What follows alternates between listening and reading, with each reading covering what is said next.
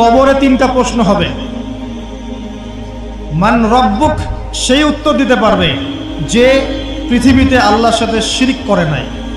Simple, যে তাওহীদের উপর ছিল, শিরক করেনি, উত্তর দিতে পারবে ইনশাআল্লাহ রব্বি আল্লাহ। পৃথিবীতে যে আল্লাহর সাথে শিরক করেছে সে কোশ্চিন কালে উত্তর দিতে পারবে না। শিরক করে মারা গেছে, তওবা করে নাই, উত্তর দিতে পারবে না ইনশাআল্লাহ।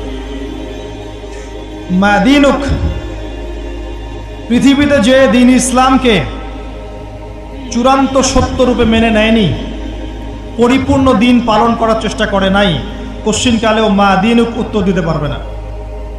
ইসলামকে ঠাট্টা বিদ্রুপের ছলে হাসি তামাশা গ্রহণ করেছে, সে কখনো উত্তর দিতে পারবে না।